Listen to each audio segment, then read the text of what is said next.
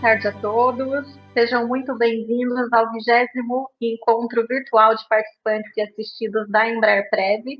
Mais uma vez, vocês aqui conosco, agradeço a participação de todos. Antes de iniciar o nosso encontro, eu tenho aqui alguns recados para vocês, para que no decorrer do nosso evento tudo saia bem. Então, gostaria de explicar para vocês que o evento inicia-se agora às 14 horas e tem previsão para encerrar às 16 horas. As perguntas vocês podem colocar aqui no chat e nós iremos respondê-las no final das apresentações. E deixaremos também para vocês disponível uma pesquisa de satisfação. E é muito importante a participação de todos vocês. Nós contamos com a colaboração de vocês para responder a nossa pesquisa de satisfação. Agora eu passo a palavra para o Eléo e agradeço mais uma vez a todos. Eléo, por favor. Olá, pessoal. Boa tarde. Tudo bem? Mais uma vez, bem-vindos ao nosso 26º encontro de participantes assistidos da Embraer-Prev, 26ª edição, né? Então já vai chão aí que a gente iniciou essa estratégia, e é sempre um prazer estar com vocês aí, falar um pouquinho sobre mercado financeiro, educação previdenciária, educação financeira, enfim, e o mercado de uma maneira geral, né? Então, a gente, desculpa o atraso aí, a gente estava aguardando um pouco mais aí para que o pessoal pudesse fazer as suas conexões, né? Eu vou apresentar rapidamente a nossa programação do dia e também apresentar aí as credenciais, né, o currículo aí do nosso convidado especial aí que vai falar para a gente um pouquinho hoje sobre o Rafael, né, que vai falar um pouquinho para a gente sobre controle de risco de crédito e entre outras coisas aí, tá bom? Então, nós temos aqui a nossa programação. Eu espero que vocês estejam vendo. Então, a gente tem aqui agora, né, o Rafael, nosso convidado, Rafael Ribeiro, ele é da Bran, né, Bradesco Asset Management, né, e ele é um especialista nessa área de controle de riscos e gestão de ativos de crédito. Depois disso, a gente vai falar um pouquinho sobre a Embraer-Prev, contar os resultados e também falar um pouquinho também sobre este assunto, que é o assunto da moda, né?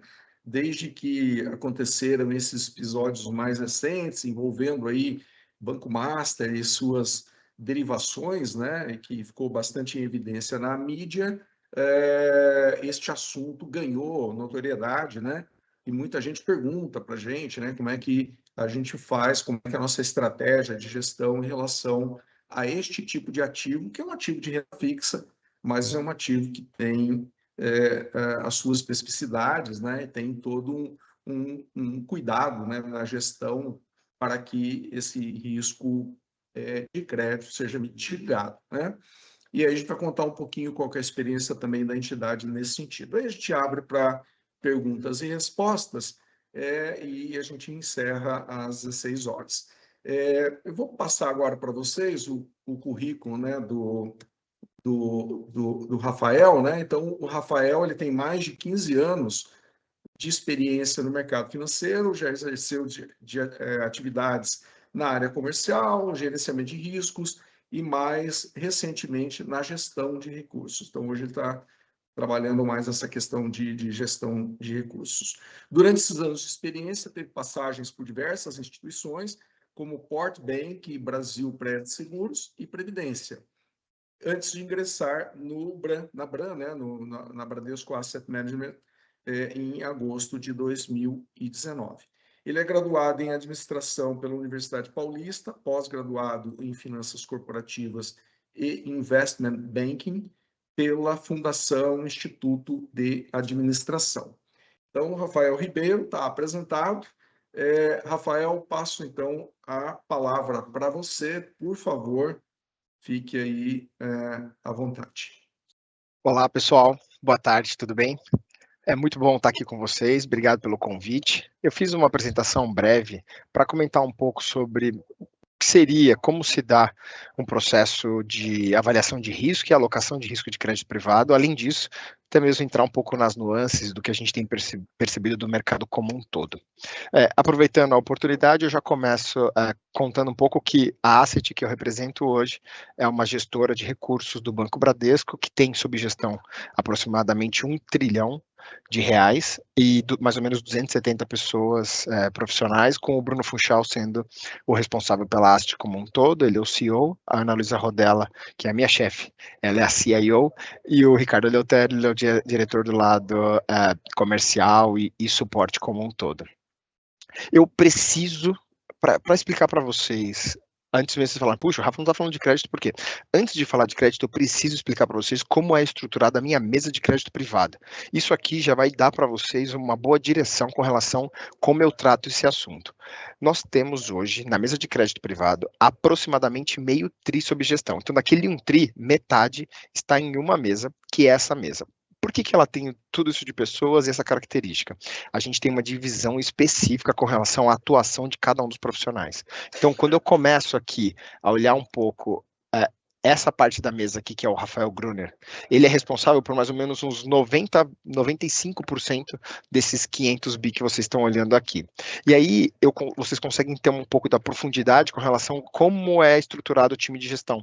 Então, aqui, quando vocês conseguem dar uma olhada, eu tenho todo o time de gestão de infraestrutura, gestão de fundos de alta qualidade, eu divido, e aí aqui é o detalhe, eu faço uma divisão importante dentro dos meus fundos com relação a nível de risco para cada um deles. Então, o que quer dizer? Quer dizer que quando um fundo vai fazer uma alocação específica em um tipo de ativo, ele precisa estar de acordo com relação ao risco daquele produto. Por quê? Quando o cliente compra ou quando eu vendo, eu já vendo com uma característica específica. Logo, nós, tanto eu quanto o cliente, não esperamos que tenha um comportamento diferente do que foi combinado inicialmente. Nem mesmo se a oportunidade for incrível. E aí, aqui eu acabo criando o primeiro passo com relação aos meus produtos. O meu perfil de investimento, para cada um dos meus tipos de fundo, ele é imutável. Não é porque o mercado está incrível, que tem uma oportunidade excepcional, que eu vou tomar um pouquinho mais de risco para fazer alguma diferença no meu portfólio. Então, isso acho que faz toda a diferença. E como é que eu construo isso com pessoas? Eu tenho um time de gestores, tenho um time de analistas. Então, eu tenho uma divisão importante aqui com relação a quem toma a decisão e quem está analisando. O Vitor Toffolo, ele é responsável por toda essa estrutura. Então, ele tem consigo tanto o time de gestão quanto o time de análises. Eles estão separados com gerências diferentes. Aqui, nesse caso, o Paulo Falcão é responsável pela análise e o Bruno é responsável pela análise das estratégias de maior risco. Eu até faço uma sessão aqui com relação, eu tenho uma estratégia de alta qualidade e tenho uma estratégia de maior risco. Elas se conversam com relação a trocar figurinha, mas elas não se conversam com relação a alocar maior risco no menor risco. Cada um fica na sua caixinha. Eu tenho um time aqui também, logo abaixo, que é uma novidade nas assets, que eu tenho 2 traders, que são as pessoas responsáveis por executar as ordens, dedicados ao crédito privado. Eles só fazem isso. E eu tenho um portfólio specialist, que é uma pessoa do meu time, que é um especialista de portfólio, responsável por compilar tudo que está sendo discutido entre todas essas mentes e colocar isso aqui, de certa forma, para que as pessoas entendam o que a gente está fazendo. Então, eu expliquei isso para vocês terem uma ideia de como é que a gente observa o mercado de crédito como um todo, e eu preciso aqui de mais ou menos 31 profissionais para poder fazer esse trabalho. Todo dia muda, sempre para mais, tá? Essa turma aqui já está junto há muito tempo, mas eu sempre dou uma olhada aqui para ver quantos tem, porque de repente de 22, 23, 30, 31, e aí essa turma vai evoluindo. Então, eu preciso de uma equipe coesa. Por que eu preciso disso? E aí aqui eu mostro para vocês a nossa cozinha. Tá toda arrumadinha, toda limpinha, toda bonitinha, mas essa é a nossa cozinha. Por que eu preciso de tudo aquilo? Porque eu tenho uma modelagem proprietária de risco de crédito privado. Quando eu faço uma análise de uma empresa, o time de análise, eu tenho uma pessoa que cuida de grupos específicos setoriais no mercado. Então, essa pessoa conhece, além do business, além dos concorrentes daquele negócio, ela conhece quem é o gestor da companhia. Com certeza tem alguém aqui que cuida de Embraer e sabe quem é o CEO, por onde passou, o que está fazendo, quem é o CFO. Então, isso é muito importante para que a gente consiga construir uma nota, porque, não sei se vocês já ouviram falar, tem as agências de risco como S&P, Moody's, Fitch, que elas analisam as empresas, países até, e também dão uma nota com relação ao nível de risco. Eu uso essa nota quando o cliente me pede, mas eu uso a minha nota porque eu tenho mais convicção com relação ao número que eu estou colocando ali. Quando eu olho um pouco essa distribuição, a gente tem uma nomenclatura que a gente chama de AAA. 3 As juntos, que significa que a empresa ou o país são sensacionais. É coisa, assim, divina. Só que o detalhe é, um AAA, analisado por uma empresa de rating, não necessariamente se adequa aos meus níveis de risco que eu gostaria de acessar aqui. Quando eu olho aqui na o rating proprietário, eu analiso aspectos qualitativos da companhia, financeiros e setoriais. Combino tudo isso para dar uma nota. O AAA dessa indústria seria o meu 1. Tá vendo? Eu não tenho nenhum 1 aqui. Então, quando eu analiso debentures do mercado, que elas deveriam ter no nível 3, eu pego ali os 3, o AAA, e analiso dentro do meu espectro de risco, desde o 1 até o 6, se vocês perceberem, eu tenho quase que uma distribuição normal dentro aqui desses números, porque ninguém da indústria se encaixa no meu padrão de risco, que seria 1 para altíssima qualidade. Mas aqui ainda tenho qualidade, porque é a minha forma de enxergar. E cada um desses números aqui embaixo me dá uma ideia de quanto eu poderia colocar no meu portfólio com relação ao nível de risco que essa emissão apresenta. Logo, uma empresa, um fundo de investimento de baixíssimo risco, ele só vai alocar até o 3. Um fundo moderado, ele pode comprar 4. Um agressivo, e agressivo eu tenho 3 níveis, eu posso ir até o 6. Mas tudo na alta qualidade. Tá vendo que eu não estou extrapolando nesse sentido. Então, acho que isso aqui traz uma mensagem importante com relação a como eu enxergo o risco, como eu avalio, e quando eu comparo com o risco que é apresentado pela indústria, dá para ver que diverge bastante da forma que eu encaro esse mercado. Bom, o que a gente está vendo no mercado, e acho que aqui é o detalhe mais relevante para a gente carregar dessa apresentação. Eu tenho um histórico de captação da indústria para saber um pouco para onde está indo o fluxo. Vocês podem perceber que barrinhas para cima representam captação, dinheiro entrando para esses fundos de investimento que compram crédito, barrinhas para baixo é o dinheiro saindo desses fundos.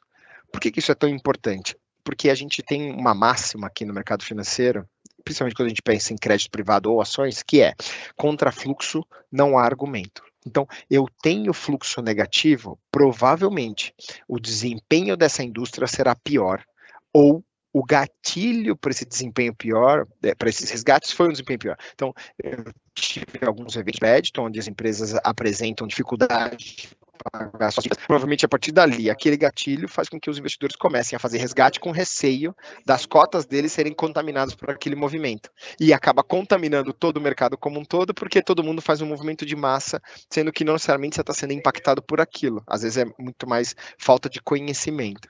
Aqui embaixo, e aí o que eu posso apresentar para vocês desde fevereiro, a gente vê um resgate nessa indústria, onde o dinheiro tem saído em função dos eventos que a gente viu ali no começo do ano. As estratégias que mais perderam dinheiro foi crédito privado como um todo, infraestrutura, que é aquele crédito privado que é isento de imposto, e previdência.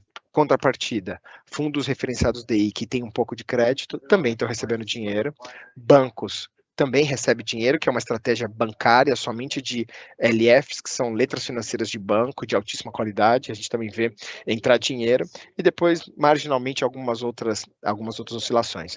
O que a gente espera? Que a próxima barrinha desse mês seja mais contida, e a gente pode talvez ver um mercado virando positivo novamente. O que esse movimento de resgates ocasionou? A gente viu uma abertura dos spreads, nós vimos um aumento do nível dos spreads, e aí você fala, tá, spread, o que ele está falando, né? Puxa, ele pode ser mais objetivo.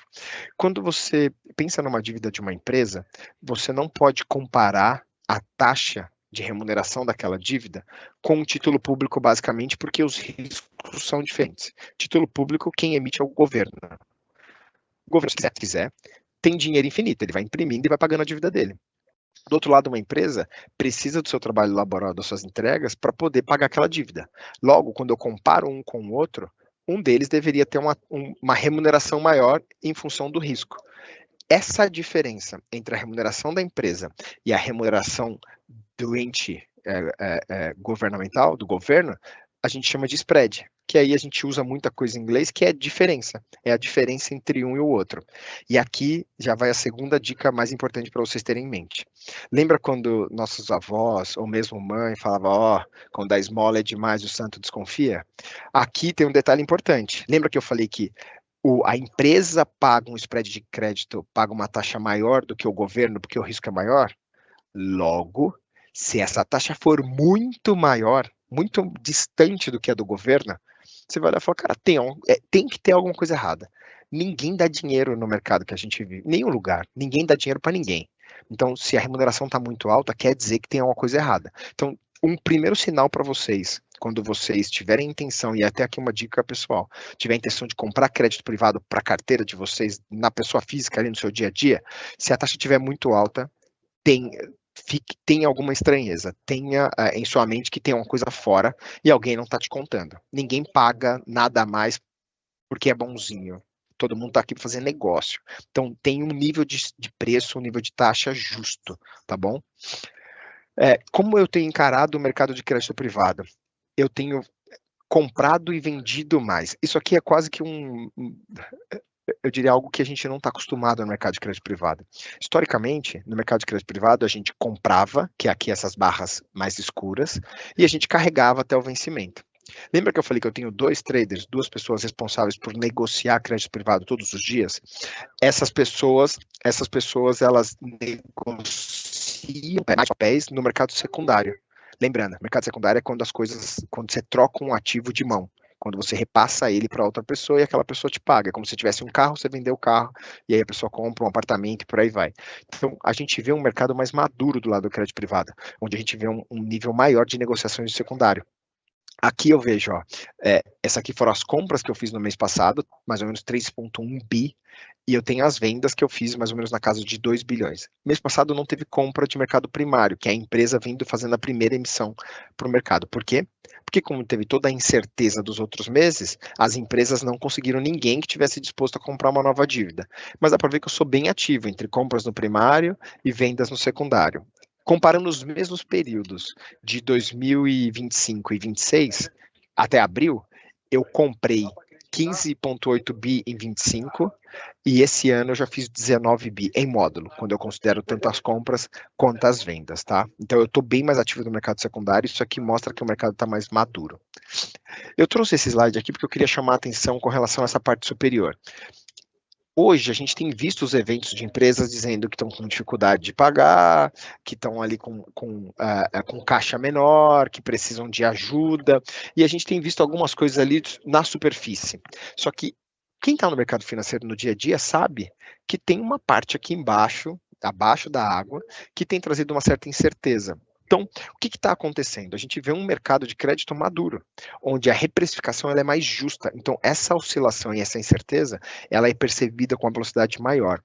Então, qual que é a vantagem de ter uma asset de um banco grande que consegue suportar toda uma estrutura? Você tem uma equipe dedicada, tem um modelo proprietário, cobertura ampla de emissores e visão integrada entre o qualitativo, financeiro e setorial. O que eu quero dizer com isso?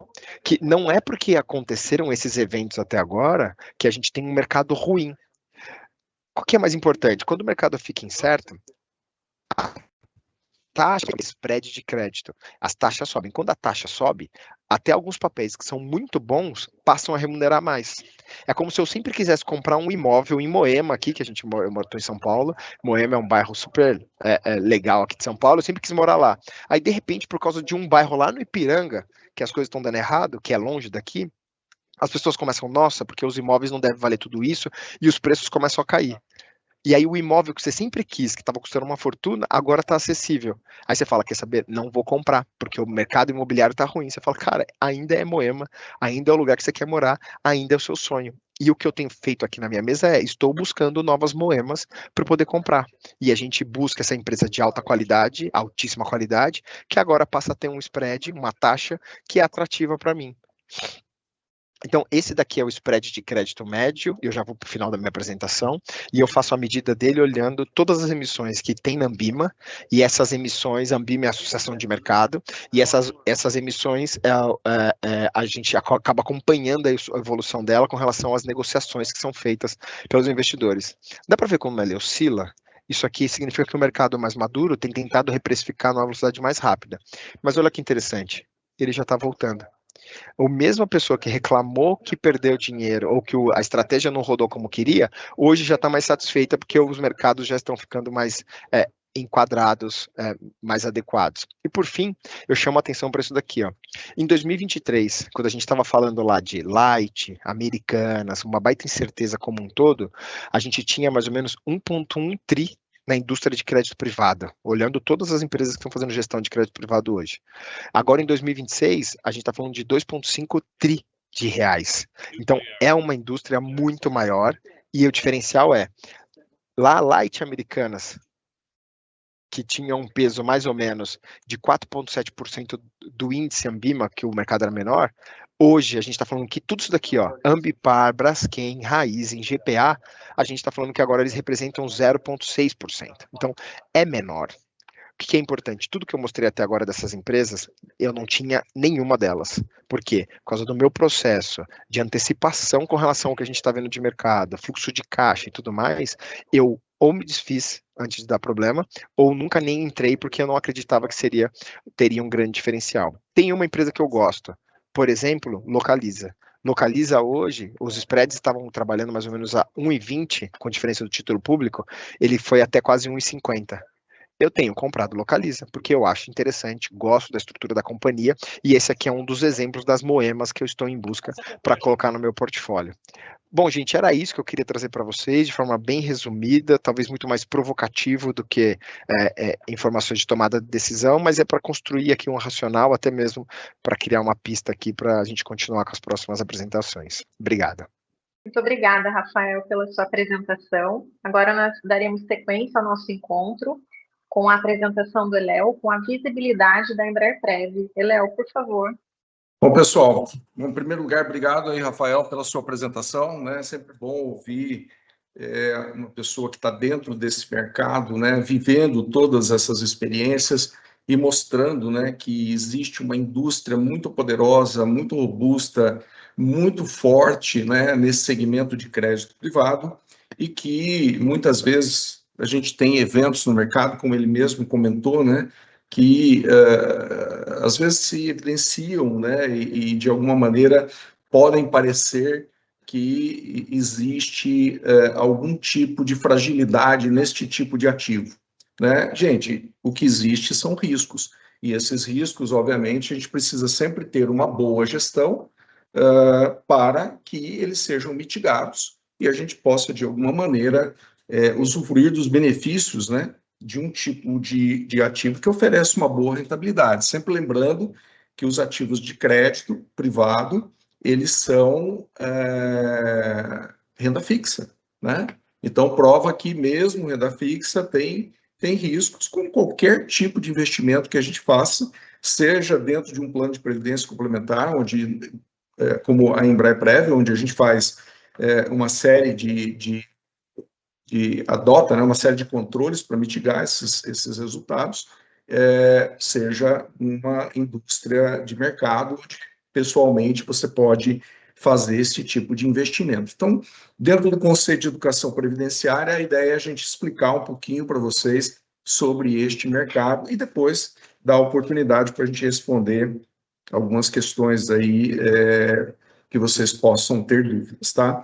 A gente vai começar falando sobre os resultados da Embraer-Prev. Então, tem esse slide, né, que é como se fosse um raio-x. Então, a gente tem um patrimônio que continua crescendo, né, mesmo se a gente considerar todas as instabilidades do mercado, e ele cresce sempre por dois motivos principais, que é a rentabilidade e também pelas contribuições que participantes e também os assistidos e a própria patrocinadora fazem ao plano, tá? A gente não cresce apenas em valor, que atingiu aí no início do ano 6 bilhões de reais sobre gestão, mas a gente cresce também no quadro de participantes e assistidos, que estamos nos aproximando aí de 25 mil participantes, sendo que a gente continua, né, com aquela distribuição de um quadro muito maior de participantes, 90%, que são aqueles que ainda fazem contribuição ao plano, diferentemente dos assistidos, que são em torno de 2.500 pessoas, que já usufruem dos benefícios em relação ao plano. Então, o plano ele já é importante no que diz respeito a pagamento de benefícios, mas 90% dos participantes contribuem ainda com o plano, que significa que é um plano que ainda tem muito, né, para crescer em patrimônio e em gestão, né? Nós temos hoje uma adesão ao plano que, né, chegou a um patamar mínimo durante a pandemia, e isso é um fenômeno absolutamente normal, por conta até da distância, né, que a gente tinha em relação aos empregados das nossas patrocinadoras, e a partir de principalmente a Embraer S.A., e agora com a retomada, principalmente do trabalho presencial e todo o engajamento que a gente tem feito no nosso plano de ação, felizmente a nossa adesão ao plano está voltando, né?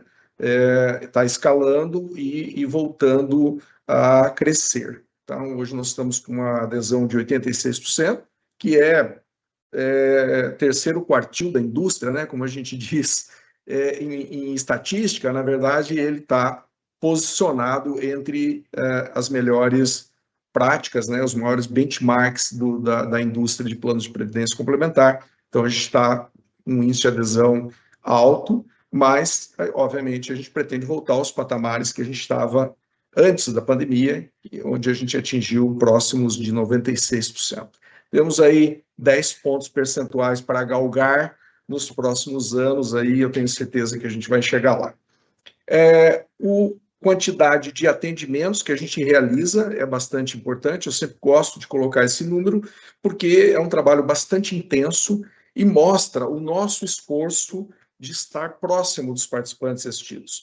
A gente quer ser transparente, a gente quer ter credibilidade, e para isso a gente precisa estar presente, né? Então, explicando as coisas, mostrando, dando informações, passando informações e fazendo atendimentos, que é a parte super importante do nosso trabalho e que, em termos de média mensal, né, esses 4 primeiros meses do ano, a gente atinge uma média de 66 mil atendimentos pelos nossos diversos canais, aí, atendimento telefônico, presencial, videoconferência, e-mail e assistentes virtuais, além dos acessos ao aplicativo e também ao nosso portal.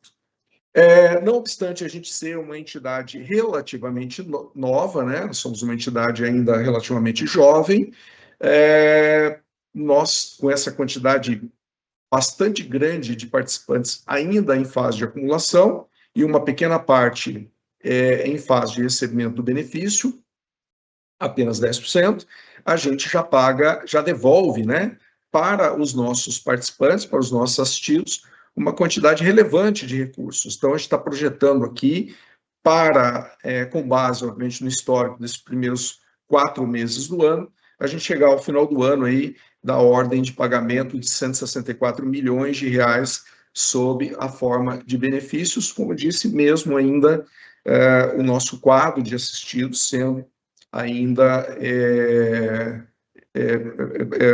vamos dizer assim, pequeno, perto da quantidade, pequeno, mas não menos importante, né? Perto da quantidade total dos nossos participantes assistidos. Ou seja, mostra que a gente tem uma grande capacidade de devolver, né, as contribuições que os nossos participantes fizeram ao plano com qualidade, com rentabilidade e dentro do prazo, ok? A gente falando um pouquinho sobre os investimentos da nossa carteira, eu sempre gosto de mostrar essa pizza, né? Uma pizza que está bastante colorida, porque ela mostra uma coisa super importante, que é a diversificação da carteira, né? Então, como diziam os nossos antepassados, né? não se colocam os ovos todos na mesma cesta. E isso é a mais pura verdade, principalmente quando você fala de uma entidade de previdência complementar, que tem que ter uma gestão muito responsável, muito focada na preservação do patrimônio e na atenção das expectativas que os nossos participantes assistidos têm em relação ao plano.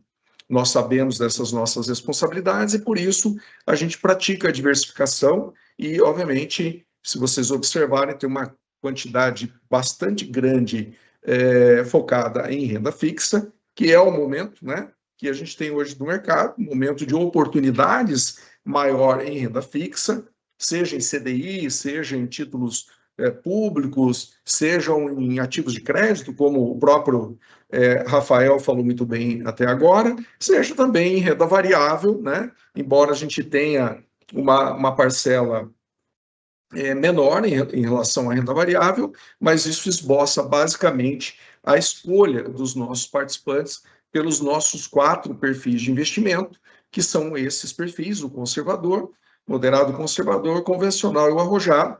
Então, de acordo com as escolhas desses nossos participantes assistidos, a gente monta aquela pizza, né? Então, o apetite de risco dos nossos participantes, ao escolherem, por exemplo, perfis que tenham mais risco, por exemplo, renda variável, a gente, obviamente, vai investir mais em renda variável, e se esse apetite ele é mais conservador, a gente, então, vai investir mais em renda fixa. Então, de acordo com a opção dos participantes assistidos em nosso portal e nosso aplicativo, lembrando, né, que essa opção ela é mensal e que a vigência disso é a partir do mês subsequente, nós temos, então, a alocação desses nossos recursos conforme aquele gráfico que a gente mostrou anteriormente. Aqui está a rentabilidade, né, dos nossos perfis, comparativamente, inclusive, ao ano passado. No ano passado, a gente teve um ano relativamente satisfatório, perfil conservador rendendo acima de 1% ao mês, né? E tivemos, obviamente, os outros perfis, como Bolsa de Valores se recuperou, sobretudo no último trimestre do ano, a gente teve um desempenho bom, né? Nos perfis de maior risco, moderado conservador, que tem 10% apenas em Bolsa, né, como alvo, o convencional, que tem 20% em Bolsa, né, também como alvo, e o arrojado tem 40% em Bolsa, em renda variável, como objetivo alvo, tá? Aí a gente tem no último mês e também o resultado em 2026. Então, se a gente considerar o resultado em 12 meses, até abril, a gente está com uma rentabilidade até superior ao que a gente apurou no ano passado, porque nos primeiros meses do ano, Bolsa deu uma evoluiu bastante, né? Cresceu bastante, sobretudo com fluxo de capital estrangeiro para a B3, mas, claro, a gente tem o resultado de maio, que é um mês que ainda está em andamento, mas a gente acompanha a carteira diariamente, e essa carteira ela vem, né, por conta de todos os ruídos, como a gente chama, né, no mercado, que são os efeitos, a instabilidade, sobretudo naquela guerra do Golfo, né, por onde passa a grande parte do petróleo utilizado no mundo. A gente tem lá um fenômeno, né, que de alguma maneira está prejudicando esse comércio internacional e de alguma maneira fazendo as moedas ficarem voláteis, né? O próprio dólar que comanda as transações comerciais globais entre as nações, enfim. E a gente tem também, começaram os ruídos, né, relacionados à eleição no Brasil para presidente da República. Então, toda essa campanha eleitoral, ela de alguma maneira deve se manifestar também com bastante pressão sobre os ativos no mercado, principalmente os ativos de maior risco. Obviamente que a gente continua fazendo uma gestão bastante conservadora, né, como a gente pode ver lá na nossa política de investimentos e naquela pizza inicial, mas, de qualquer maneira, né, os investimentos, como a gente mencionou, qualquer investimento, a gente tem risco. Como dizia, né, o meu professor de macroeconomia lá no curso de finanças que eu fiz, ele falou, Léo, a gente tem risco até quando respira, né? Então, eu uso essa frase dele para mostrar que realmente a gente tem que estar o tempo todo atento, né, e com políticas de investimento bastante cuidadosas, né, mitigando riscos, mas, obviamente, também não perdendo as oportunidades. Aqui a gente vê um gráfico que mostra o desempenho dos nossos perfis, que são os mesmos números que a gente tem na tabela anterior, mas mostra aqui a evolução em relação à meta, né, a meta do nosso plano, que é o INPC, Índice Nacional de Preço ao Consumidor, inflação, mais 4,5% ao ano. Obviamente que, historicamente, a gente sempre bate essa meta, exceto se for um ano, né, atribulado, como aconteceu durante a pandemia, no ano de 2020, por exemplo, né? Mas os demais anos, dificilmente a gente deixa de bater a meta e superá-la com folga, né? Então, aqui a gente pode observar que a linha cinza é a nossa meta e observem que todos os perfis de investimento estão relativamente distantes dessa meta, o que equivale dizer que a meta está sendo superada com bastante folga, pelo menos nos primeiros 4 meses do ano, né? Então, vamos agora passar por um período de maior turbulência, como a gente mencionou, mas, obviamente,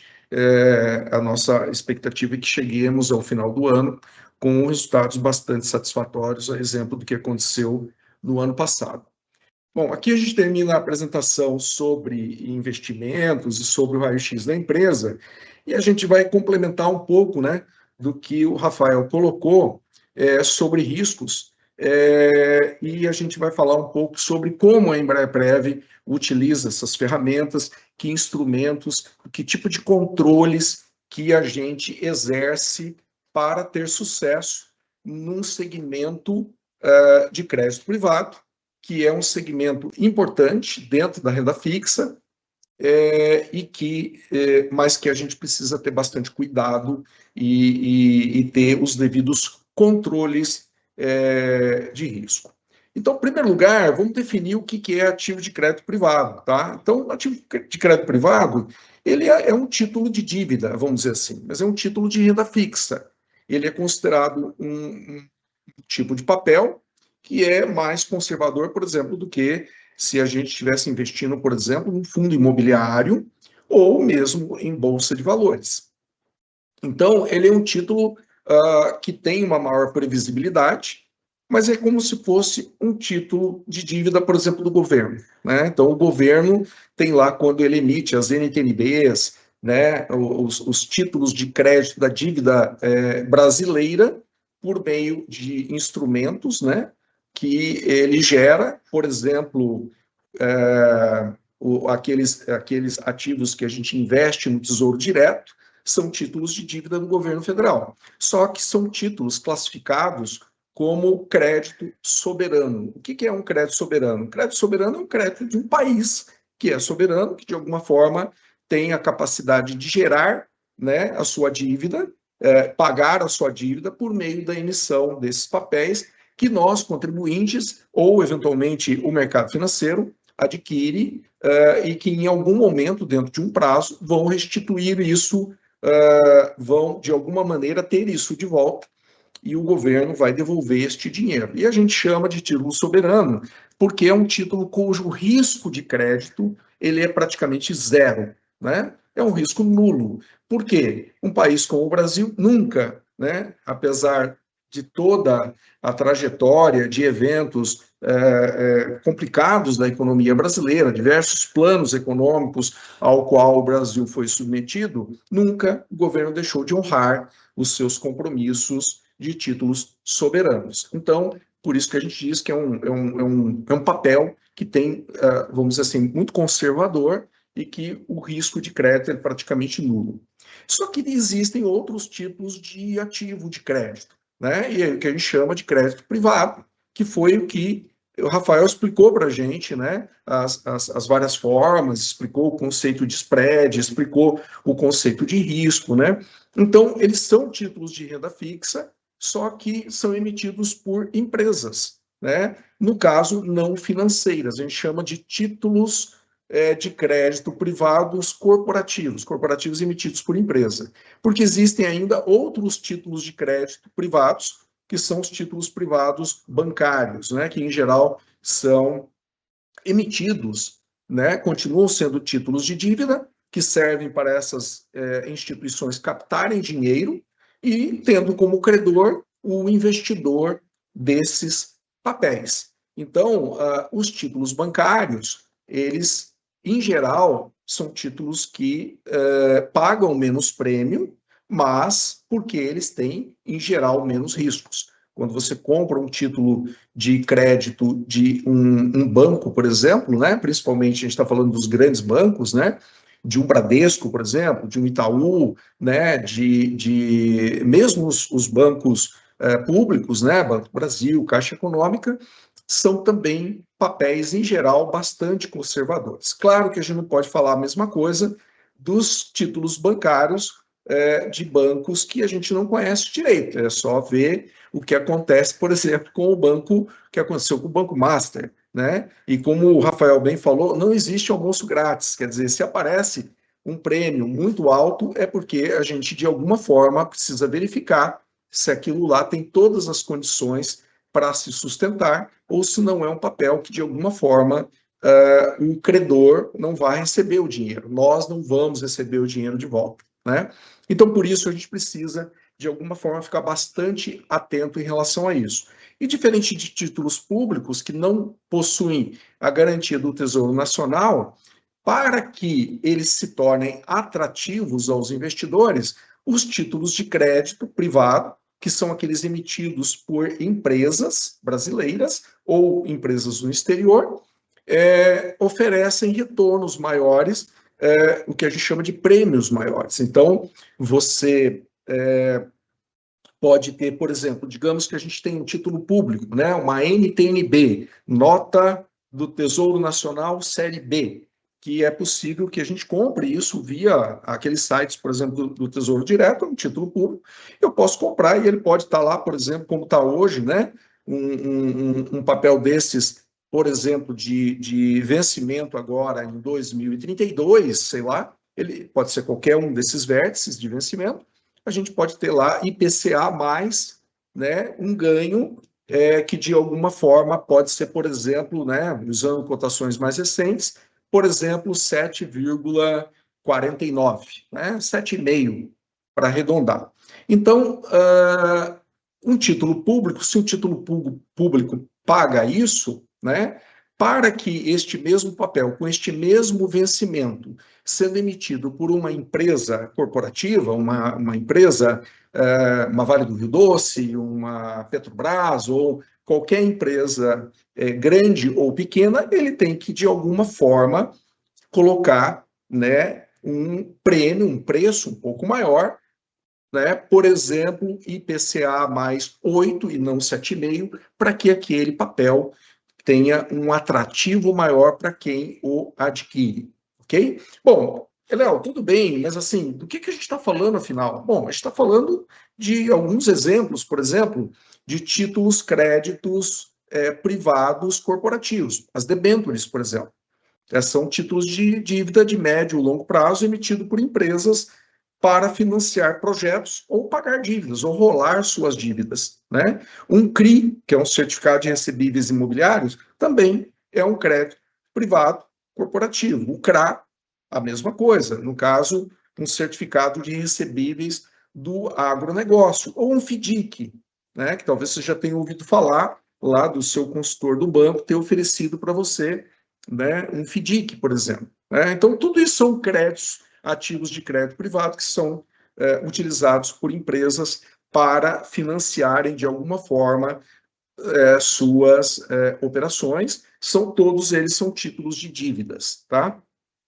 Quais são as principais características, né, desse tipo de papel? Bom, primeiro, em relação a rendimento, normalmente eles podem ser atrelados ao CDI ou eles podem ser híbridos, como eu mencionei agora, por exemplo, IPCA mais uma taxa, né, um papel que segue uma cartilha parecida de precificação com títulos do governo, para quê? De novo, para se tornarem mais atrativos e mostrarem, olha, se você comprar o meu título de dívida, eu estou pagando mais do que a NTNB, né? Então, isso é uma forma também de eu tornar o meu ativo, eu, empresa, mais atrativo. E os riscos? O principal risco é o risco de crédito. É a empresa que emitiu esse papel não pagar, né? E esses títulos de crédito, eles podem ser comercializados de duas formas.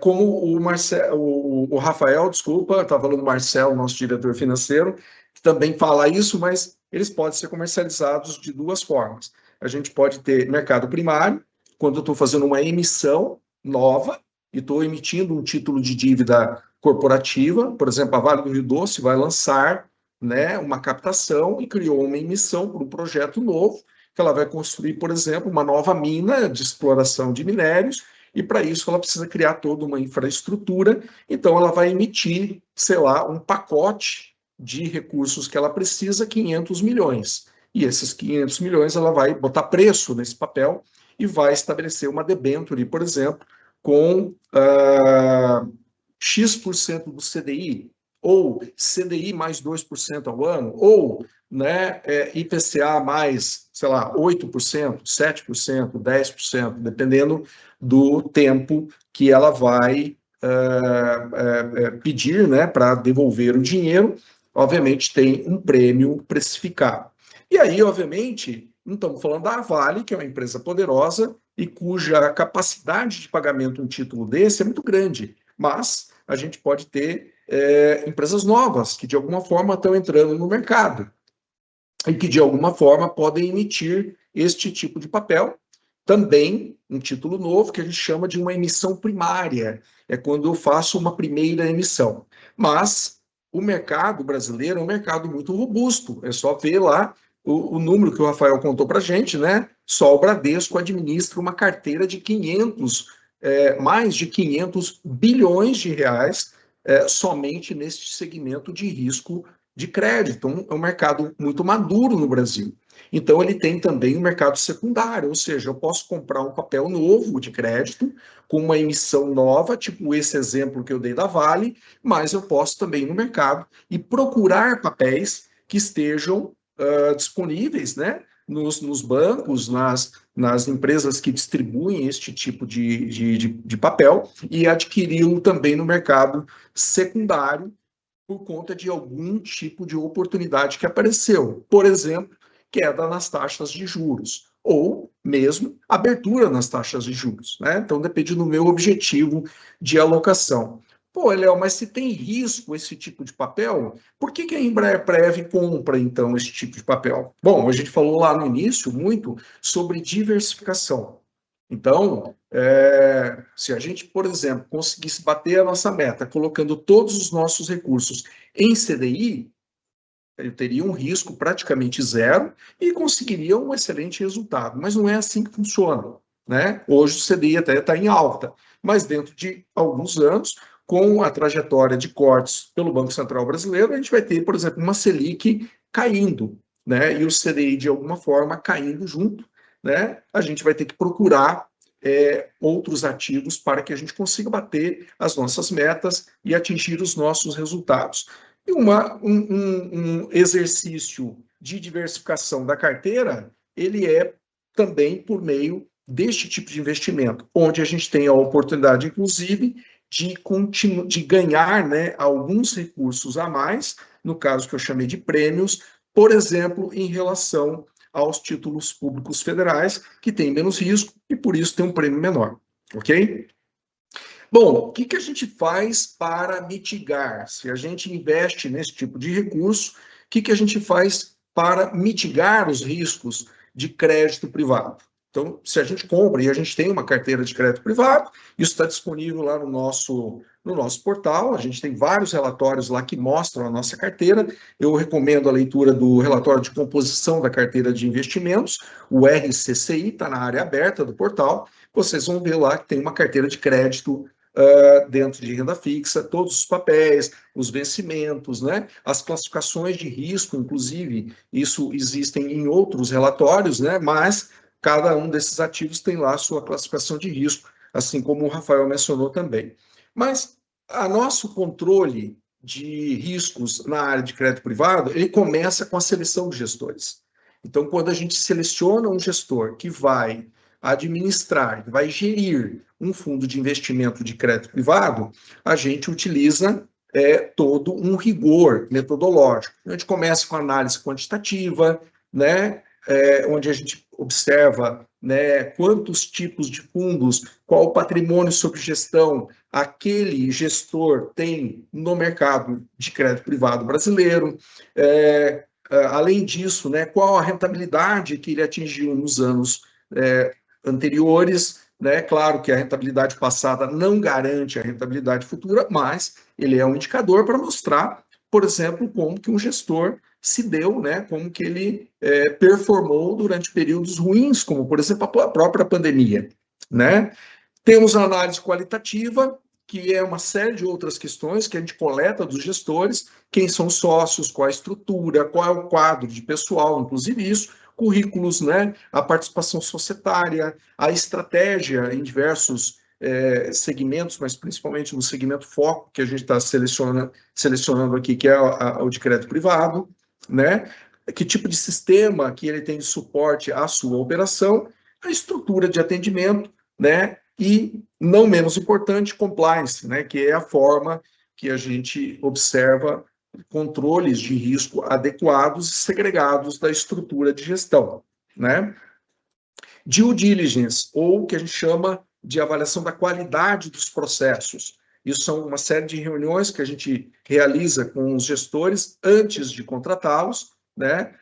Olhando o histórico, né? Como a gente mencionou também, a equipe, como é que é feita a geração de ideias para os investimentos, né? Então, tem gestores, por exemplo, que gostam muito de determinados papéis no mercado, né? Então, por exemplo, agora há pouco o Rafael mencionou a Localiza, se não me engano, né, Rafael? Se eu falei o nome da operadora de veículos errado, você me corrija, por favor, mas citando como um exemplo de um bom papel no mercado. Então, muitas vezes os gestores acompanham essas empresas durante anos e têm um conhecimento tão profundo de como essas empresas trabalham, que muitas vezes eles conhecem até a história, como é que é o processo, né, de decisão das diretorias, né, para novos investimentos, para a operação, enfim. E, obviamente, que quando você conhece toda e avalia, né, toda essa estrutura dos gestores, a gente começa a entender como que eles trabalham e, obviamente, você adquire mais confiança, principalmente no que a gente chama aqui de gestão das áreas de risco e compliance. Por final, a gente define os gestores finalistas e contrata com base em tudo isso que a gente falou, que a gente chama de técnica, e também preço, que é quanto que o gestor cobra para administrar aquele nosso fundo. Então, a gente já começa, né, a mitigação de riscos de crédito privado na escolha do gestor que vai fazer o trabalho, né, de alocação e manutenção e rentabilização desses ativos de crédito dentro do fundo que nós constituímos, tá? Bom, aí a gente tem uma segunda etapa, que é a avaliação dos gestores. Então, além de selecionar bem esses gestores, com base em critérios técnicos, em experienciação, em due diligence, quando a gente vai até, né, a estrutura para conhecer a estrutura desses gestores, a gente tem também um processo de avaliação muito importante. E o que é isso? Bom, avaliação do retorno, por exemplo. A gente acompanha o retorno do fundo de investimento, né, e também de como o gestor se comportou em relação a outros fundos de investimento similares ao que a gente tem, mensalmente, anualmente, às vezes até diariamente, dependendo do foco que a gente quer dar.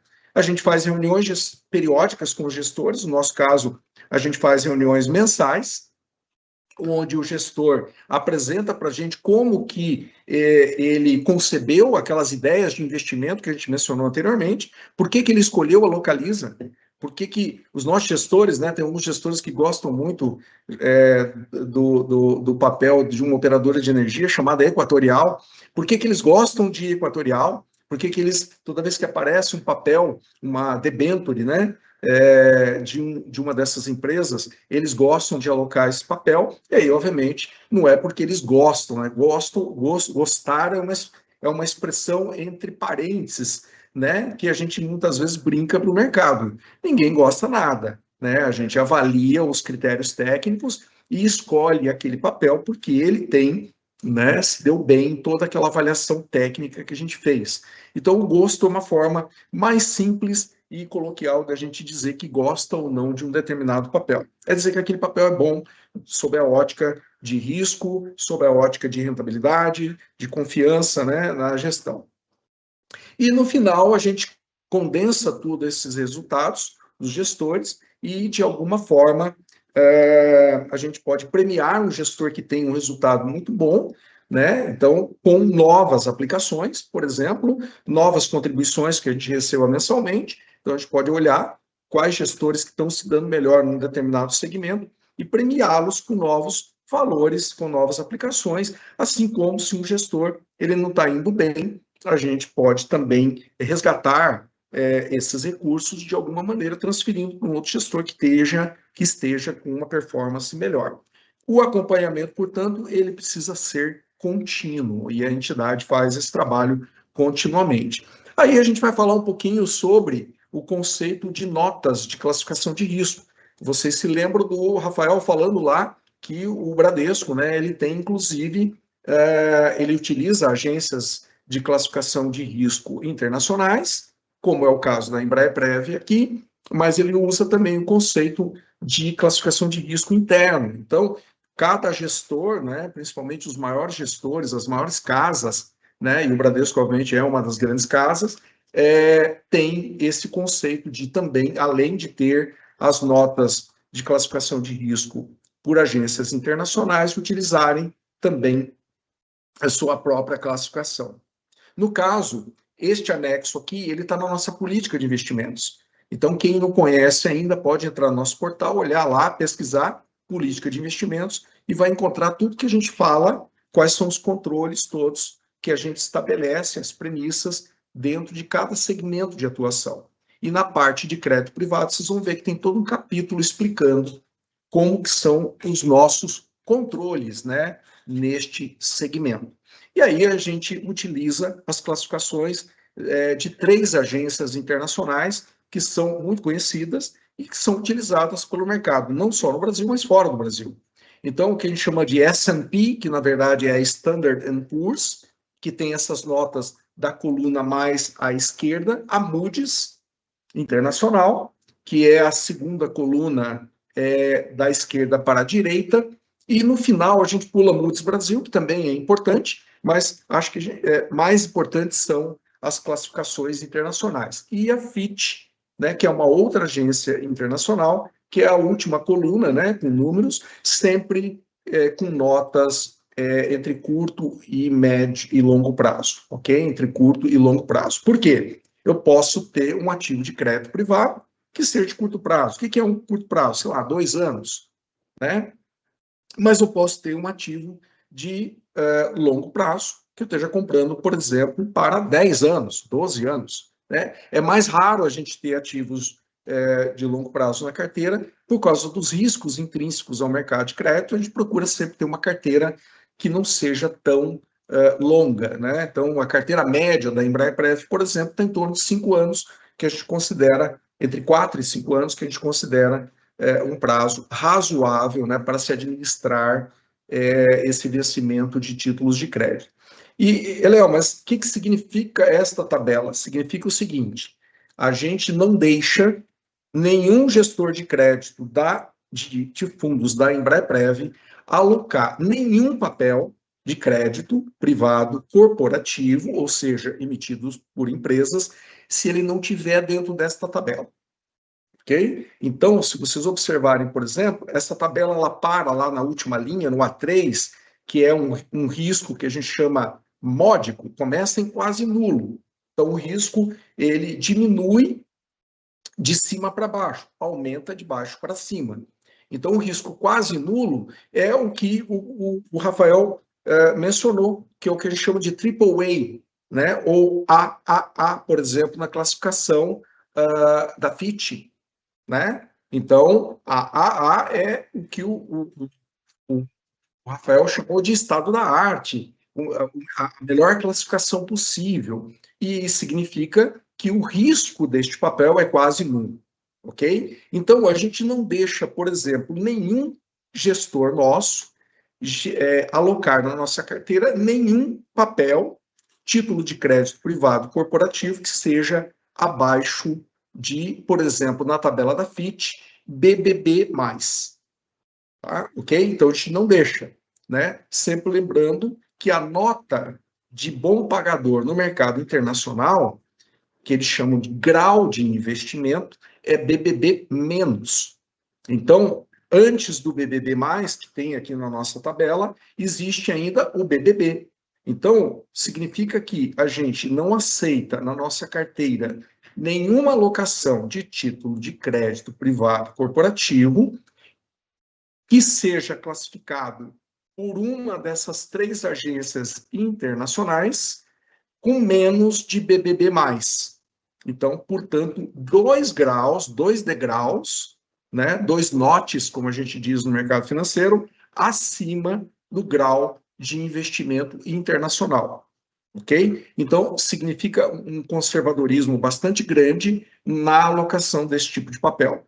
Queremos ter rentabilidade, queremos ganhar dinheiro com esse segmento de renda fixa, crédito privado? Sim. A qualquer preço? Não. Né? Então, para isso, a gente tem todo esse controle de risco que tem na nossa política de investimento, e isso daqui é pétreo, né? Nenhum gestor nosso pode descumprir este nível de classificação, que é uma premissa que foi definida pela entidade, pela Embraer-Prev, ok? E aqui, basicamente, é para dizer que na alocação, os nossos gestores têm a gestão discricionária, eles podem escolher o papel que eles quiserem, que esteja adequado com aquela tabela que eu mencionei anteriormente, né, da política de investimentos. Então, desde que esteja de acordo com aquela tabela, ele pode alocar este recurso dentro dos fundos, né, sob a administração da Embraer-Prev. É claro que, em paralelo, a Embraer-Prev, nossa equipe, também avalia o risco de crédito para ver, por exemplo, aquele tipo de assimetria que o Rafael mencionou. Pode ser que o risco definido por um gestor, ele possa estar um pouco diferente da tabela de classificação internacional, né? E aí, obviamente, essa assimetria, essa diferença de avaliações de risco, a gente, de alguma maneira, vai discutir com o gestor ou com o administrador responsável por toda esta operação.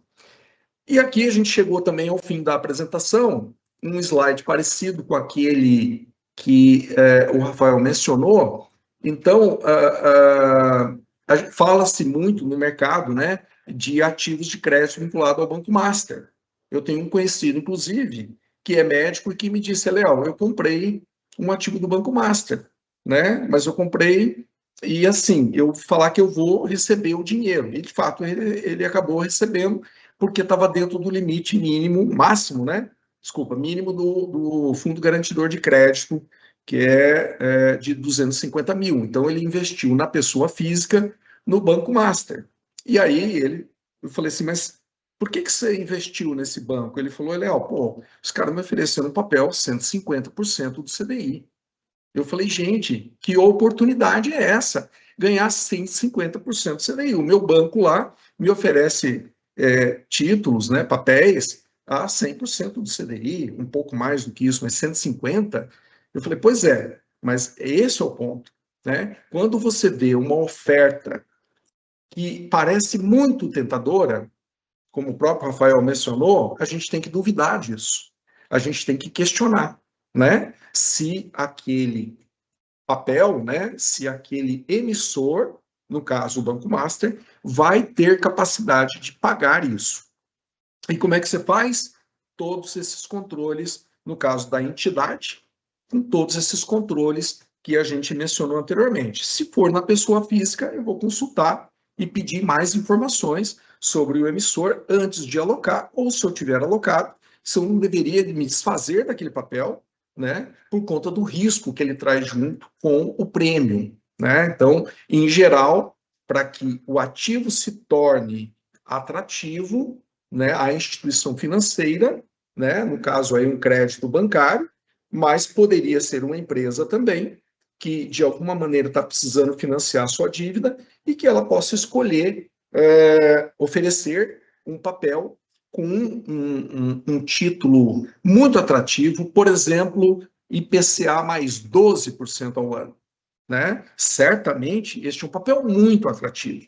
Mas quando aparece um papel com este tipo de oferta de prêmio, a gente desconfia, né, da capacidade da empresa, sobretudo se for mais longo prazo. Então, gerir crédito privado é gerir riscos, riscos de crédito. E neste caso, que todas essas empresas, né, ficou muito famoso o Banco Master e suas derivações, Banco Will, Reag e tal, mas gente, nos últimos meses, a gente teve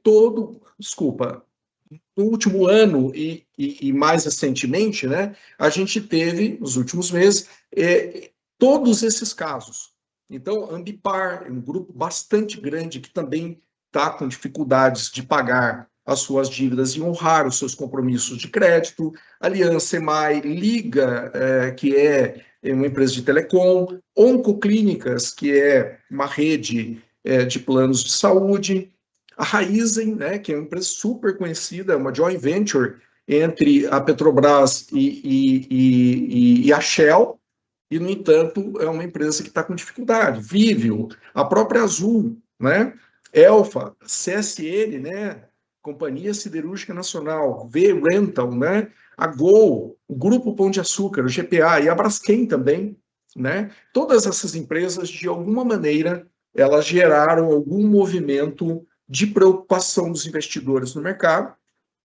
Várias delas já solucionaram os seus problemas, por exemplo, a própria Braskem, ela recebeu uma capitalização, né, ou seja, diminuiu a sua dívida por meio de um aporte financeiro dos seus investidores, então diminuiu essa exposição em relação ao mercado, mas a gente tem outros que ainda continuam numa situação bastante difícil em termos de endividamento e, portanto, em termos de dificuldade para honrar os seus compromissos.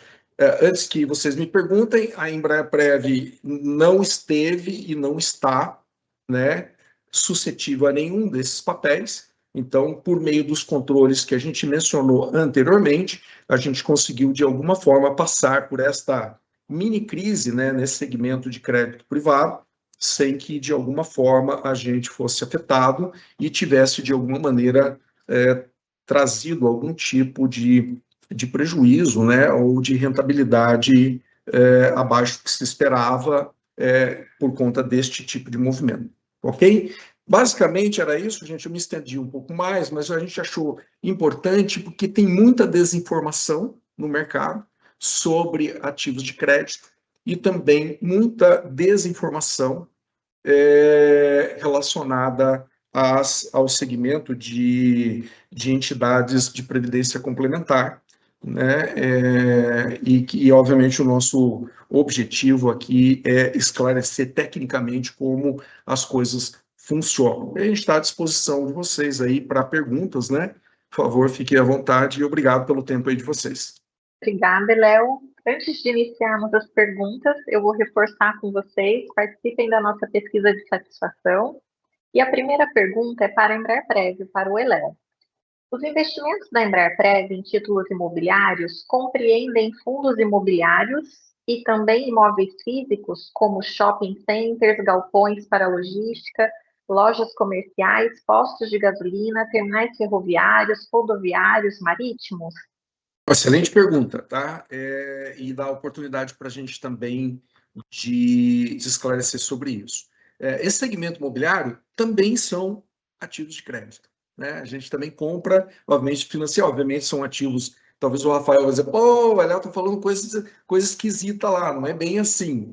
Eu tô generalizando, tornando a coisa mais simples para que todo mundo entenda. De alguma maneira você está investindo num fundo ou num papel relacionado a esse segmento imobiliário que tem muito mais volatilidade, muito mais instabilidade, né? Ele é mais parecido com, em termos de volatilidade, com bolsa, com renda variável, do que propriamente com renda fixa. Mas, obviamente, no final das contas, a gente está tratando também sobre títulos de dívida, tá? E aí, de novo, né, gente, a gente procura fazer investimentos sempre preocupado com a gestão de riscos.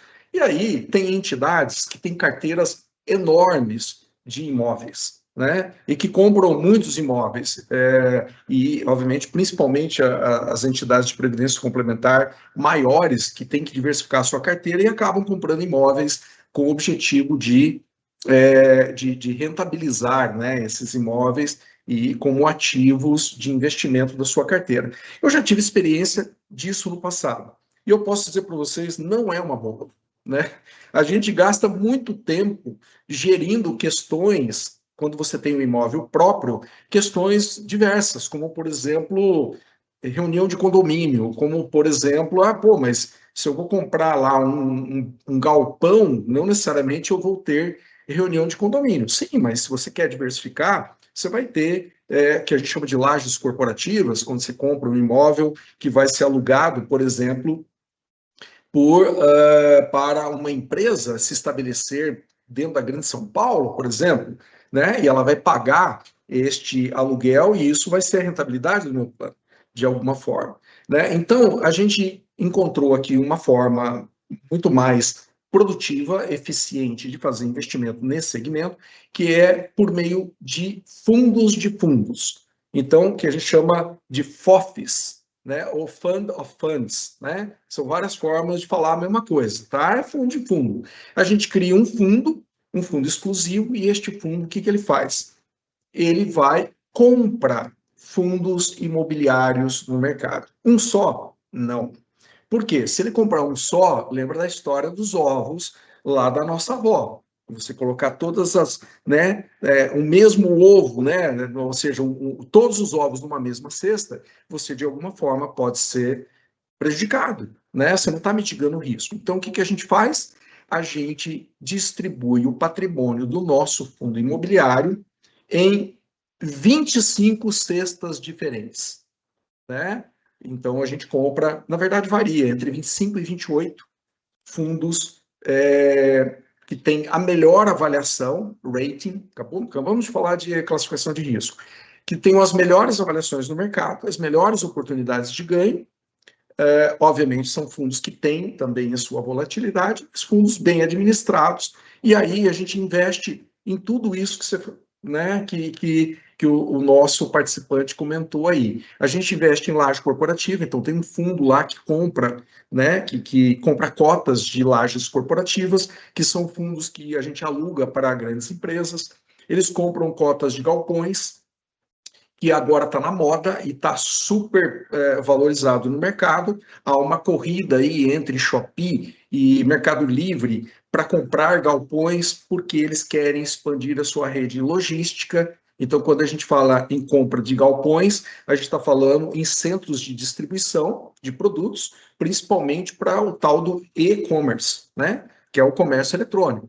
Então, esse é um outro segmento também. Então, a gente compra muitas vezes galpões. Às vezes os fundos nossos compram, que não são nossos, são fundos de mercado e que a gente aloca cotas lá. Eles investem também no próprio centro de logística, não só no galpão. Aí a gente tem, além disso, shoppings, que é um segmento talvez o mais rentável que a gente tem na área de fundos imobiliários. Em geral, os shoppings, obviamente, estamos falando de bons shoppings, né? Porque tem de tudo no mercado. O grande desafio é escolher bem os papéis e diversificar. Então, para não ficar muito longa a conversa, eu procurei explicar de uma forma bastante didática, né? Mas a gente investe tudo isso, né? Ferrovias, talvez não, né, que a gente não investe na construção de ferrovias, na infraestrutura, aí são outros tipos de investimentos, normalmente não,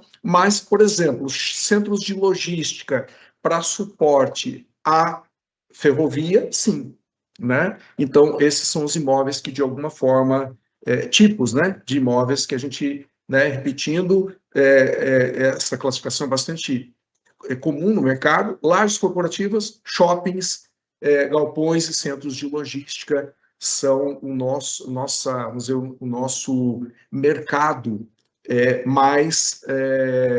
que a gente mais aposta, porque é o mercado mais lucrativo e com menos riscos. Obrigada, Léo. Temos mais uma pergunta aqui para a Embraer. Gestão discricionária para alocação dos ativos. O gestor tem liberdade para alocar em que prazo de vencimento? Curto, médio ou longo prazo? Sim, o gestor tem, até isso faz parte da legislação brasileira, né? Quando a gente terceiriza a gestão de um determinado fundo, né? Léo, mas eu poderia não terceirizar? Poderia, a gente poderia contratar uma equipe de especialistas, né? Que seria tipo, né? Teríamos aí Rafaéis na nossa equipe, né? Pessoas altamente qualificadas, né? E a gente sabe que esse tipo de profissional é bastante valorizado no mercado.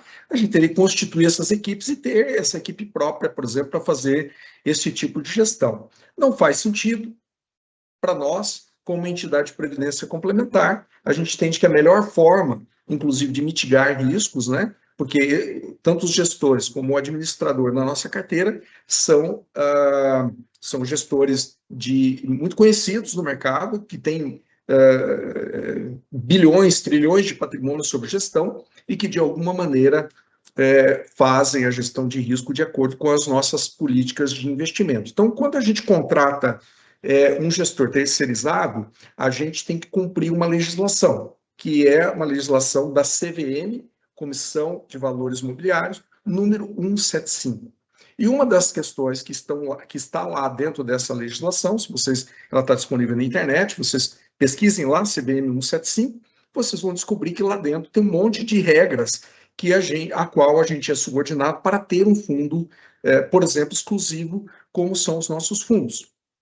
E aí uma delas se você terceirizou, o gestor tem que ter a liberdade discricionária, ou seja, ele que vai escolher o papel, para colocar no fundo, né? Significa que ele vai colocar qualquer papel? Tipo assim, ele tem uma empresa que é da família dele, e aí a empresa da família dele emitiu um papel, ele pega aquele papel e coloca dentro do fundo. Não, ele não vai fazer isso. Por quê? Porque nós temos uma série de instrumentos para coibir e mitigar esse tipo de risco. Então, ele não vai fazer, em hipótese alguma, isso, porque ele não vai conseguir fazer. E se ele fizer, a gente tem aí o administrador, inclusive, que pega esse tipo de irregularidade. Caso a gente citei aqui um exemplo bem grosseiro, né, bem, assim, peculiar, que esse tipo de coisa nem existe, né? Foi só para simplificar mesmo e para dizer que realmente o controle é bastante robusto. No caso de crédito privado, como eu mencionei, né, antes de alocar o papel, embora o gestor tenha a discricionariedade para alocar o papel na nossa carteira, no nosso fundo, antes disso, ele tem que verificar o quê? Ele tem que verificar tudo que está na nossa política de investimentos. E a primeira coisa que ele tem que verificar são os níveis de classificação de risco. Então, por exemplo, digamos que o papel não tenha nota da Fitch, da Moody's ou da Standard & Poor's. Esquece. Ele não vai poder alocar. Mas espera aí. Então, assim, tem que ter essas notas? Tem que ter uma dessas 3 notas para entrar na nossa carteira. Tem outros fundos de pensão que podem se basear em ratings, né, tabelas de classificação de risco, por exemplo, com agências locais, nacionais. A gente até tem uma delas, a Moody's, a gente aceita a classificação local também, mas só dela, né? Então, existem diversas outras agências de classificação de risco brasileiras que a gente não aceita. A gente usa só essas internacionais, que são as mesmas agências de classificação de risco utilizadas nos Estados Unidos, né? Claro que muitos gestores de lá fazem como o Bradesco, tem a sua nota de crédito interna também classificada, mas, em geral, eles acabam usando também como referência essas mesmas classificações que a Embraer utiliza, né? Então, além disso, se ele não está alocado com a política de investimentos, né, e se ele está alocado, né, o Bradesco, que é o nosso administrador, se aparece lá um ativo e ele tem como pesquisar isso no mercado, no site da CVM, por exemplo, ou no site da Ambima, que é a Associação Brasileira das Empresas de Mercado de Capitais, mercado financeiro de capitais, ele vai pesquisar lá no site e vai dizer, putz, este papel aqui, você disse que ela tem AAA, mas eu estou vendo aqui que ela tem BBB menos. Então, o nível de classificação de risco está totalmente errado. Aperta um bip lá, soa um alarme, né? Na mesma hora, o administrador diz, ô, Marcelo, Eléo, né? Marcelo, nosso diretor financeiro. Eléo, esse papel está esquisito, ó, essa classificação. Vocês têm um prazo de 24 horas para arrumar isso. Ou devolve, desfaz a operação, não integraliza a operação, ou vende o papel, mas ele não vai poder ficar na carteira, porque a nota de classificação de risco não é o que a política de investimento da entidade estabeleceu. Além disso, a gente olha um monte de outras coisas, inclusive o prazo de vencimento. Então, por exemplo, hoje se aparecer um papel para a gente, um título de crédito privado, com 12 anos, dificilmente a gente vai aceitar um papel desse, a não ser que seja de uma daquelas blue chips, né, daquelas empresas top de mercado, por exemplo, uma Vale do Rio Doce emitindo, por exemplo, um papel com uma taxa interessante, com prazo maior, a gente pode olhar, né? Uma própria empresa pública, uma Petrobras, por exemplo, né? Ah, mas a Petrobras também tem dificuldade. Tem, mas é uma empresa de governo. É outro nível de classificação de risco, né? Então, a gente pode olhar tudo isso e, obviamente, o prazo de vencimento, ele também é olhado. Então, ele também é avaliado, e avaliado não só pelo próprio gestor, como pela entidade. Então, o fato do gestor, só para resumir, ter a discricionariedade para alocar um papel, um título de crédito dentro da nossa carteira, não quer dizer que a gente vai deixar este papel continuar lá se ele não tiver cumprido todos os requisitos que a gente estabelece na nossa política de investimentos. Ok? Temos mais uma pergunta para o Embraer Prev. Poderia falar sobre como o gestor é remunerado? Qual é o percentual sobre o patrimônio administrado? Sim, o modelo de gestão, né, o modelo de gestores, que é um modelo de mercado, né, a gente não está falando nada que seja exclusivo da Embraer Prev. Então, todas as entidades de previdência complementar, ou mesmo os bancos, as seguradoras, né, quando no papel de gestores, né, de ativos, eles, em geral, cobram, e aí, obviamente, tem uma série de modelos, né, que podem ser adotados. Em geral, o mais comum é uma taxa, né, anual sobre o patrimônio sob gestão. Em geral, este modelo é um modelo, por exemplo, utilizado para a renda fixa tradicional. Você estabelece uma meta, né? Então, por exemplo, sei lá, CDI mais 2% ao ano. Se essa meta for atingida, né, você pode ter, por exemplo, um prêmio adicional em relação a isso. Este tipo de prêmio, ele chama taxa de performance, ele pode ser aplicado também para outros segmentos, em geral, para segmentos de renda variável, por exemplo. É muito comum fundos de renda variável serem remunerados com uma taxa de gestão fixa sobre o patrimônio ao longo do ano e mais uma taxa de performance dependendo dos resultados que ele obtiver. Acima daquela meta, aí ele pode, de alguma maneira, almejar, então, por exemplo, uma taxa de performance. Mas isso varia de segmento para segmento. Em geral, né, os segmentos mais sofisticados, onde existem taxas maiores, são os segmentos mais sofisticados. E aí são os segmentos como, por exemplo, a gente citou agora, fundos imobiliários, por exemplo, é um segmento sofisticado. É um segmento que exige uma capacidade de análise muito grande, né? O segmento na renda variável, praticamente todos os fundos, exceto os fundos indexados, os fundos indexados, por exemplo, ao IBX, ou ao Ibovespa, em geral, são fundos cuja taxa não tem taxa de performance e a taxa de gestão ela é menor, por exemplo, ela é maior do que uma taxa de renda fixa, mas menor, por exemplo, do que uma taxa de um fundo que tem uma abordagem mais de valor, né, que escolhe papéis e, obviamente, obtém rentabilidades melhores. Então, existem critérios, né, cada taxa dessas, de alguma maneira, tem essa metodologia para cada segmento, e, de alguma maneira, isso é uma regra, vamos dizer assim, de mercado, depende do grau, vamos dizer assim, de trabalho, de dedicação, de intensidade que aquele mercado exige, né? Em geral, não é só o esforço de rentabilidade que tem que ser premiado, é também esforço de controle de risco. Então, tudo isso, ele, de alguma maneira, é precificado quando o gestor apresenta para a gente uma taxa, né, de gestão.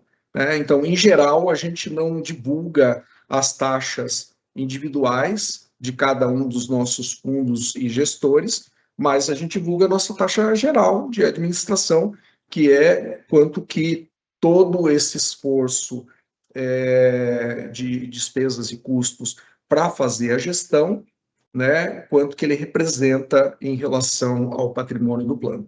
Isso a gente divulga todo ano no relatório anual. Se vocês entrarem lá no relatório anual, no RAI, disponível lá no nosso portal, vocês vão encontrar lá essa informação. Obrigada, Léo. Temos mais uma pergunta aqui para a Embraerprev. Por que vocês não publicam que a Embraerprev não tem esses papéis na carteira, como, por exemplo, o do Banco Master? Juliana, desculpa, deu uma cortadinha aqui na hora e você pode repetir, por favor? Claro, Léo. Vamos lá. Deixa eu só confirmar aqui. Por que vocês não publicam que a Embraerprev não tem esses papéis na carteira, como, por exemplo, o Banco Master? Excelente pergunta, tá? E eu já respondi essa pergunta nas últimas semanas várias vezes, né? Mas continua sendo uma excelente pergunta, não porque está sendo repetitiva. E é uma super oportunidade da gente, de alguma maneira, esclarecer isso. Gente, qual que é o normal de uma gestão? O normal de uma gestão é não ter esse tipo de evento, né? Então, eu mostrei todo aquele gráfico para vocês, aqueles dois globos, né, com todos os casos. Por quê? Por que eu vou publicar, por exemplo, né? Por que a Embraerprev vai publicar que não tinha nenhum papel no Banco Master apenas e não vai divulgar por que ela não tinha papel do Grupo Pão de Açúcar, né? Então, teoricamente, a gente deveria divulgar todos, se o critério fosse divulgar. Então, o normal é não ter, né, esse tipo de evento. Então, o que a gente faz? Se existe algum tipo de eventual, como é que eu vou dizer assim, alocação, né, pela entidade dentro da carteira da Embraerprev, a gente notifica. Se não tem, a gente não precisa notificar. É assim que acontece no mercado, a não ser que a gente esteja falando, por exemplo, de uma hecatombe, né? Alguma coisa relacionada com o próprio governo, por exemplo. Estou assim, falando alguma coisa genérica, né? Hipotética, porque, de alguma maneira, né, estamos falando que algum problema do governo vai acontecer ou poderia acontecer, não é isso. Só se tem um exemplo hipotético de algum tipo de fenômeno que representasse realmente alguma coisa muito grande, né, que pegasse todo o mercado indistintamente e que não é o que aconteceu, né? No caso do Banco Master, a gente teve, por exemplo, nenhuma entidade fechada de previdência complementar no Brasil, ao grupo ao qual a Embraerprev está contemplada, nenhuma entidade teve nenhum tipo de problema com o Banco Master.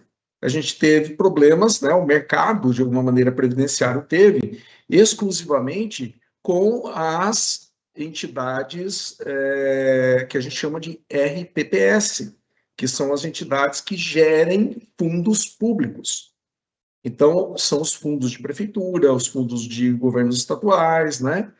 Então, são este tipo de entidade que tem uma outra governança, bem diferente da Embraer-Prev. As entidades fechadas de previdência complementar, elas são regidas e fiscalizadas pela Previc, que é a Superintendência Nacional de Previdência Complementar, que é muito rigorosa. Ela é mais rigorosa que a SUSEP, que é uma outra agência, né, de fiscalização, que fiscaliza, por exemplo, os fundos de previdência vinculados a bancos e seguradoras. Então, em geral, a Previc é muito mais rigorosa. E por quê? Porque ela sabe que esse segmento é um segmento dedicado, né, aos aposentados e que ela tem que exercer realmente um papel redobrado em termos de cobrança, de exigências, para que a gente tenha uma qualidade, né, de transparência das informações e de gestão, uma boa gestão. Então, se a gente fosse publicar, poderia ser um critério? Poderia. Então, vamos divulgar todos os fenômenos, né? Então, a gente teria que dizer, ó, um dia a gente vai lá, ó, não temos papel do Grupo Pão de Açúcar. Aí, no dia seguinte, não temos papel do Banco Will. Não temos papel da Companhia Siderúrgica Nacional. Não temos papel do Banco Master. E depois, do REAG, do Banco Will, né, da Oncoclínicas. O que é Oncoclínicas? Eu nem sabia que existia isso e tal. Ou aquela empresa lá de telecom, lá, Liga, né? Pô, nem sabia disso. Tudo bem, mas tem papéis disponíveis no mercado que as entidades poderiam ser adquiridas. Então, normalmente, né, o padrão é esse, de que a gente divulga um fato relevante e publica isso no nosso portal, manda para os empregados, os participantes do plano, exatamente quando há algum tipo de exposição e que, de alguma maneira, aquilo preocupa ou criou algum tipo, vamos dizer assim, de fragilidade em relação à entidade. Então, a gente aproveitou, na verdade, esse evento até para explicar isso para vocês, né? Porque frequentemente as pessoas perguntam, e é natural, as pessoas... Pô, Léo, meu dinheiro está lá, cara. Eu tenho que perguntar, é claro que tem que perguntar. O meu também está aqui, né? O meu patrimônio futuro de aposentadoria também está no plano Embraer-Prev. Então, também, pô, né? Se tem alguma coisa, eu sou o primeiro a ficar bravo, né? E, obviamente, não tivemos, né? Felizmente. Né? E tem gente até que brinca com a gente. Pô, que sorte. Eu falei, caramba, obrigado, hein? Com todos aqueles controles que a gente implementou e que a gente mostrou para vocês, desculpa, gente, isso não é sorte, não. Isso é muita ralação, é muito trabalho, né? Similar ao que o trabalho que o Rafael faz como gestor dentro dos ativos que ele, os 500 bilhões lá que ele administra dentro do Bradesco, né? Então, imagine, né? A gente já pena que para administrar 6 bi, os caras administram 500 bi, né? Claro que nem por isso os nossos 6 bi são menos importantes, né, Juliana? Os nossos 6 bi, obviamente, é onde está o nosso dinheirinho lá, que a gente vai usar depois, mais para frente, quando a gente precisar para o nosso benefício mensal, né? Mas imagine o desafio do Rafael de administrar esses 500 bilhões aí de patrimônio, né? Quantos papéis a equipe dele não tem que avaliar, né? Se a gente já tem um monte de papel para avaliar, imagine a equipe deles, tá bom? Obrigada, Léo, e com certeza, nós também somos participantes do plano, né? Agora é uma pergunta para o Rafael, para o gestor. Rafael, vocês visualizam no mercado se existe algum papel com problema similar ao Banco Master? Bom, excelente pergunta. É difícil a gente chegar à conclusão, olhando apenas números que são divulgados, que a gente chega numa situação como essa do Banco Master. Tudo bem que quando a gente olhava Banco Master anteriormente e a gente olhava fluxo de caixa, onde o dinheiro do CDB estava sendo investido e tudo mais, a gente já sabia que não era o tipo de empresa que eu gostaria de ter no meu portfólio. E tem algumas que tem mais ou menos esse tipo de característica. Agora, o evento em si que a gente percebeu, é algo difícil de dizer que vai acontecer, porque ali é uma combinação de muitas coisas, mas o importante ali no final é, se tem fumaça, se tem algo que eu não consigo explicar, eu não vou entrar e eu não vou pagar para ver. Sabe por quê? O crédito privado ele tem uma particularidade diferente das ações. Nas ações, quando você tem uma empresa muito boa e o preço dela está muito baixo, puxa, cara, baita oportunidade. Você vai comprar a empresa, vai esperar que todo mundo veja o que você está vendo, o ativo vai voltar, pode te dar 100%, 200%, 300% de ganho, quando todo mundo acerta e fica tudo maravilhoso. No crédito privado, você tem uma empresa maravilhosa. Ele te paga CDI mais 1 de taxa. Aí dá algum problema no mercado como um todo, ou naquela empresa ela passa a te pagar CDI mais 5. Sabe o que vai acontecer se tudo der certo? A empresa brilhou, vai estar tudo brilhando, tudo perfeito, ela vai te pagar o CDI mais 5. O contrário não é verdade quando você pensa na renda variável, nas ações. Se tudo der errado nas ações, às vezes a empresa vai cair 10%, 15%, 20% e depois recupera se for o caso. Na dívida, ela vira zero. Então, a assimetria do que você tem que ganhar, ela é muito pequena, que é, eu posso perder tudo e posso ganhar, ter um ganho limitado. Então, o que eu trago de informações para vocês é, se você está vendo uma taxa que está muito acima do que deveria, suspeite. Tem alguma coisa muito errada com aquela companhia, com aquele banco. O segundo ponto é, tenham, e aqui é a parte mais difícil que aí é onde o meu profissionalismo entra. Tenham empresa nos portfólios de vocês que são boas geradoras de fluxo de caixa. Ponto. Quando eu olho aqui a minha estrutura, que eu tenho 31 pessoas, gente, é um banco. Eu tenho pessoas dando dinheiro para as empresas.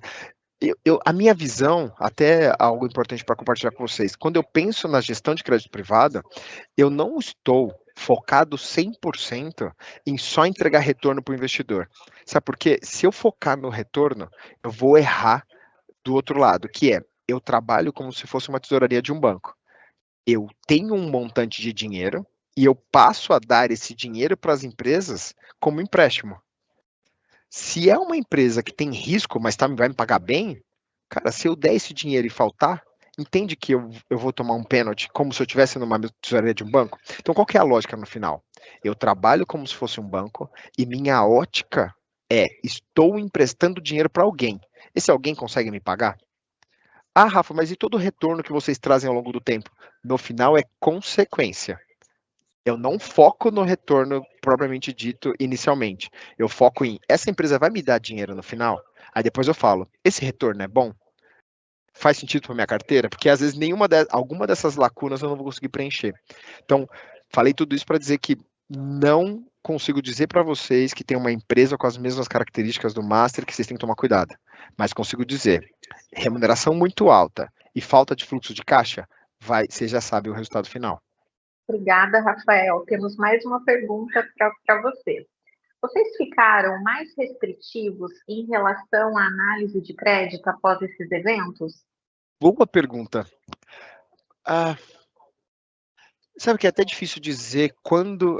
porque assim, quando a gente pensa em gestão de crédito privado, e foi parte do que eu disse anteriormente, eu sempre tive essa preocupação.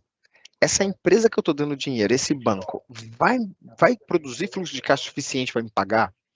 O nosso processo de análise leva dias. Eu tenho um analista que ele pega o balanço da empresa, vai avaliar, a gente vai lá e implementa choques nesse balanço, que é como essa empresa performaria durante o Covid, como essa empresa performaria durante o impeachment, como essa empresa performaria durante um choque de petróleo. E a gente vai dando choque ali para ver, usando os modelos, para ver como é que fica o fluxo de caixa daquela empresa. Isso vale uma nota. Então, puxa, quando eu digo que eu fiquei mais restritivo, o problema não é esse. O problema é que as empresas que anteriormente passavam no meu crivo, algumas delas já não passam mais. Não porque eu mudei o meu modelo, mas sim porque as variáveis que eu acompanho daquelas companhias perderam qualidade. Entende? Eu não sei se eu me fiz claro, mas a minha forma de encarar ela continua a mesma. Eu continuo tão criterioso quanto. O único detalhe é que, como eu nunca abro mão dessa diretriz, as empresas começaram a cair da minha qualidade. Só que as empresas que são boas, que tem a qualidade que eu espero, hoje o spread está mais alto. Eu estou comprando esses caras como se não houvesse amanhã, porque o amanhã talvez o spread caia, porque não vai fazer mais, você não vai ter mais gente ofertando isso a spreads altos, e a remuneração que eu gosto nela já não vai estar mais efetiva, e aí eu já tenho um papel que eu comprei num spread mais alto. Então, eu não digo que eu mudei, eu digo que as empresas estão perdendo a qualidade, algumas delas, em função da minha continuidade do controle que eu tenho aqui.